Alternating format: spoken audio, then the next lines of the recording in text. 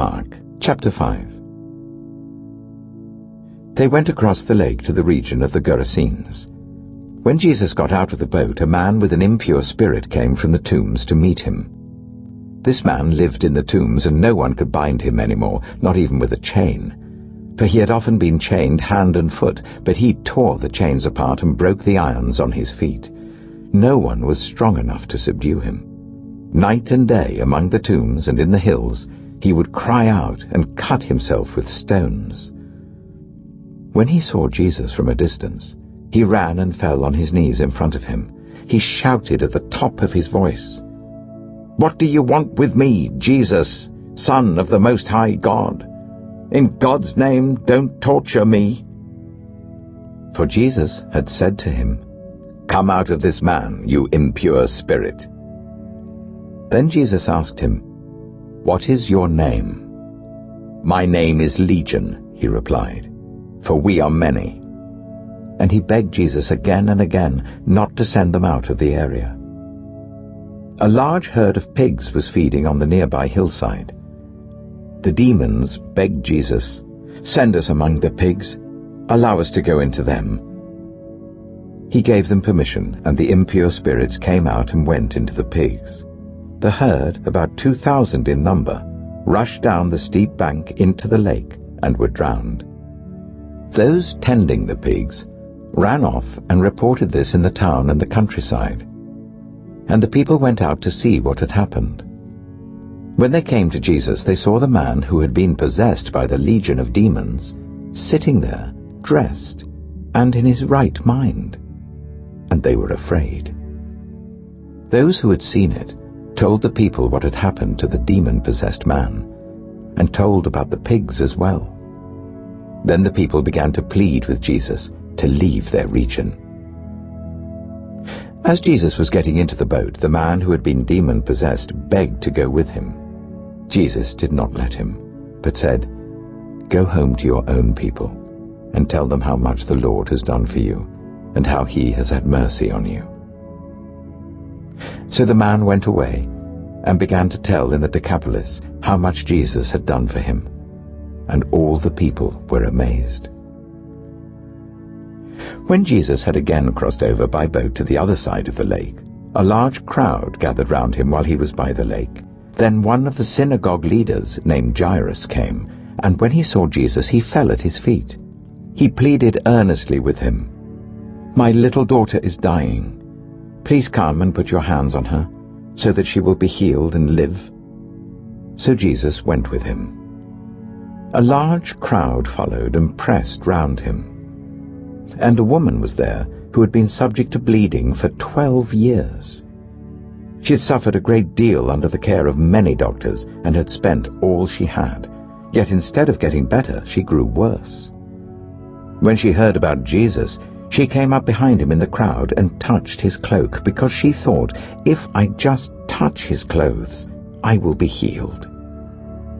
Immediately, her bleeding stopped, and she felt in her body that she was freed from her suffering.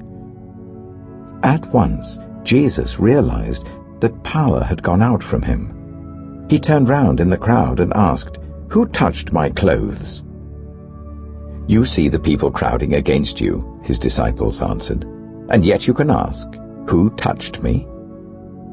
But Jesus kept looking around to see who had done it.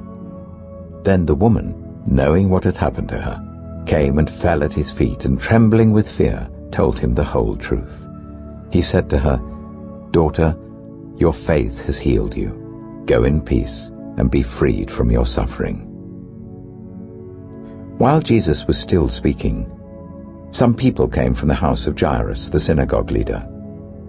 "Your daughter is dead," they said. "Why bother the teacher anymore?"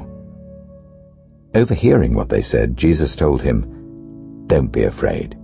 Just believe." He did not let anyone follow him except Peter, James, and John, the brother of James. When they came to the home of the synagogue leader, Jesus saw a commotion with people crying and wailing loudly. He went in and said to them, "Why all this commotion and wailing? The child is not dead, but asleep." But they laughed at him. After he put them all out, he took the child's father and mother and the disciples who were with him, and went in where the child was. He took her by the hand and said to her, "Talitha kum," which means, "Little girl, I say to you, get up." Immediately the girl stood up and began to walk around. She was 12 years old. At this they were completely astonished. He gave strict orders not to let anyone know about this, and told them to give her something to eat. Luke chapter 7. When Jesus had finished saying all this to the people who were listening, he entered Capernaum.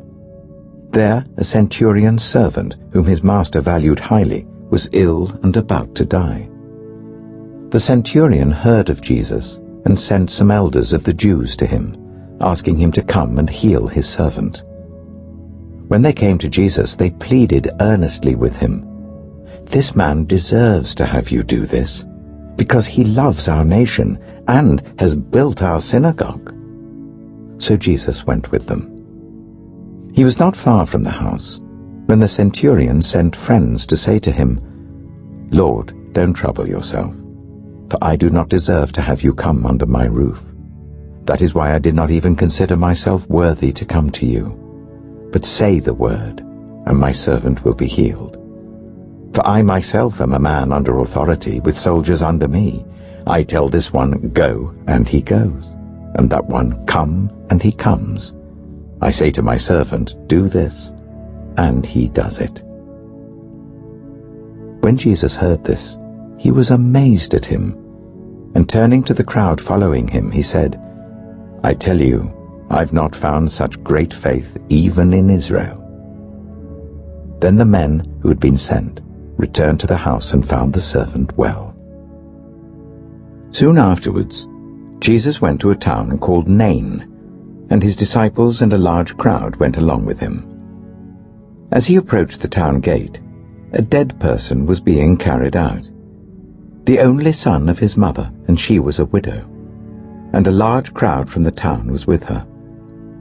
When the Lord saw her, his heart went out to her, and he said, "Don't cry." Then he went up and touched the bier they were carrying him on, and the bearers stood still. He said, "Young man, I say to you, get up." The dead man sat up and began to talk, and Jesus gave him back to his mother. They were all filled with awe and praised God. "A great prophet has appeared among us," they said. "God has come to help his people." This news about Jesus spread throughout Judea and the surrounding country. John's disciples told him about all these things, and calling 2 of them, he sent them to the Lord to ask, "Are you the one who is to come, or should we expect someone else?" When the men came to Jesus, they said, "John the Baptist sent us to you to ask, 'Are you the one who is to come, or should we expect someone else?'" At that very time, Jesus cured many who had diseases, illnesses, and evil spirits, and gave sight to many who were blind. So he replied to the messengers, "Go back and report to John what you have seen and heard. The blind receive sight, the lame walk, those who have leprosy are cleansed, the deaf hear, the dead are raised, and the good news is proclaimed to the poor. Blessed is anyone who does not stumble on account of me." After John's messengers left, Jesus began to speak to the crowd about John. "What did you go out into the wilderness to see? A reed swayed by the wind? If not, what did you go out to see? A man dressed in fine clothes? No, those who wear expensive clothes and indulge in luxury are in palaces. But what did you go out to see? A prophet? Yes, I tell you, and more than a prophet. This is the one about whom it is written, 'I will send my messenger ahead of you, who will prepare your way before you.' I tell you, among those born of women, there is no one greater than John. Yet the one who is least in the kingdom of God is greater than he."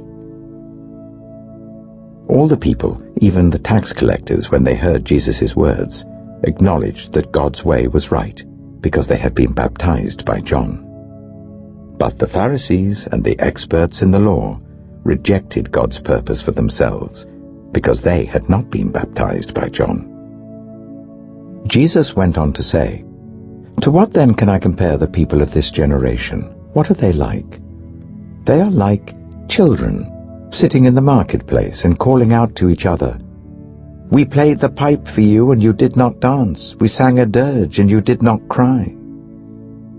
For John the Baptist came neither eating bread nor drinking wine, and you say he has a demon.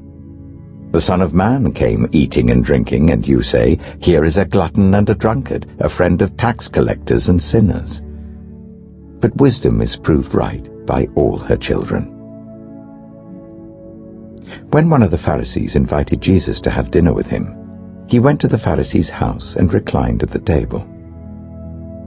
A woman in that town, who lived a sinful life, learned that Jesus was eating at the Pharisee's house.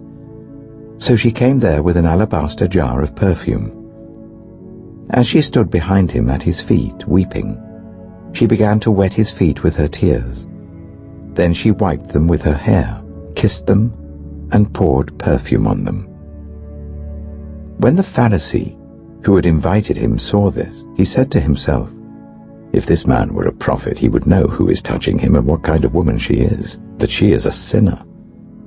Jesus answered him, "Simon, I have something to tell you." "Tell me, teacher." Two people owed money to a certain moneylender. One owed him 500 denarii, and the other 50. Neither of them had the money to pay him back, so he forgave the debts of both. Now, which of them will love him more? Simon replied, "I suppose the one who had the bigger debt forgiven." "You have judged correctly," Jesus said. Then he turned toward the woman and said to Simon, "Do you see this woman? I came into your house. You did not give me any water for my feet, but she wet my feet with her tears and wiped them with her hair. You did not give me a kiss, but this woman, from the time I entered, has not stopped kissing my feet.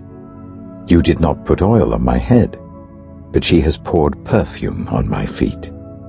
Therefore I tell you, her many sins have been forgiven, as her great love has shown.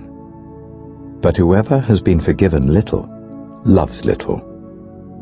Then Jesus said to her, "Your sins are forgiven."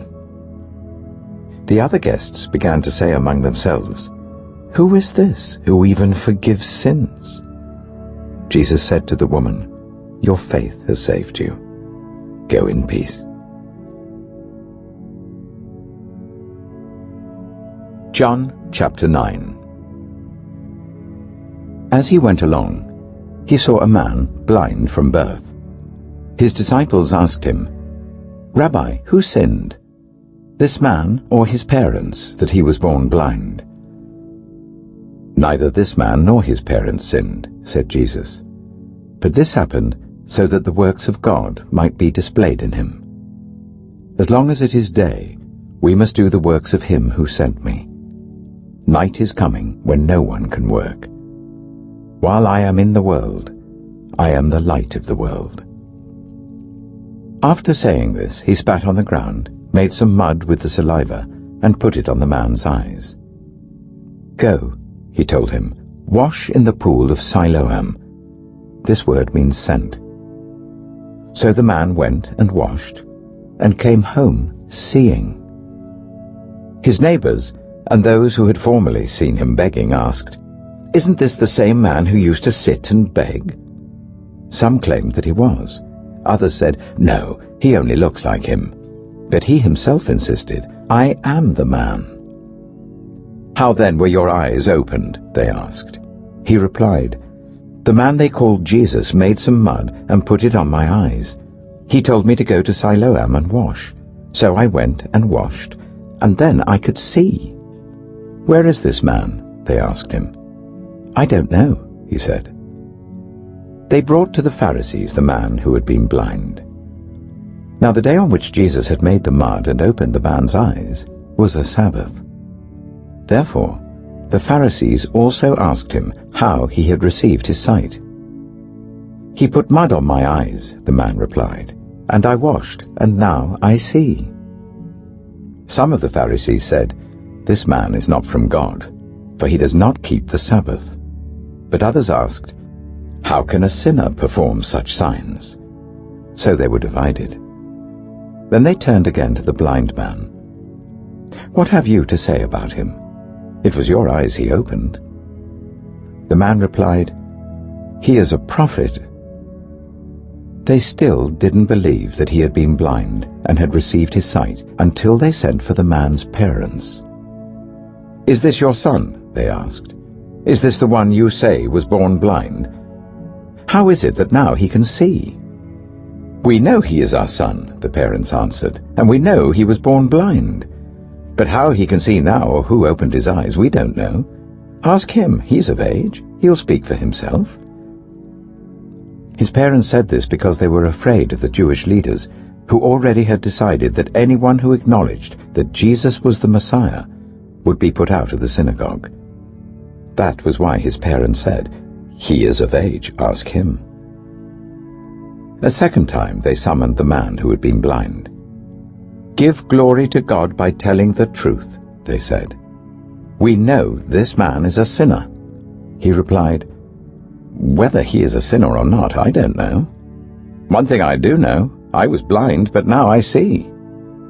Then they asked him, "What did he do to you? How did he open your eyes?" He answered, "I have told you already, and you did not listen. Why do you want to hear it again? Do you want to become his disciples too?" Then they hurled insults at him and said, "You are this fellow's disciple. We are disciples of Moses. We know that God spoke to Moses, but as for this fellow, we don't even know where he comes from." The man answered, "Now that is remarkable. You don't know where he comes from, yet he opened my eyes. We know that God does not listen to sinners. He listens to the godly person who does his will. Nobody has ever heard of opening the eyes of a man born blind. If this man were not from God, he could do nothing." To this they replied, "You were steeped in sin at birth. How dare you lecture us?" And they threw him out. Jesus heard that they had thrown him out, and when he found him, he said, "Do you believe in the Son of Man?" "Who is he, sir?" the man asked. "Tell me so that I may believe in him." Jesus said, "You have now seen him. In fact, he is the one speaking with you." Then the man said, "Lord, I believe." And he worshipped him. Jesus said, "For judgment I have come into this world, so that the blind will see, and those who see will become blind." Some Pharisees who were with him heard him say this and asked, "What? Are we blind too?" Jesus said, "If you were blind, you would not be guilty of sin. But now that you claim you can see, your guilt remains."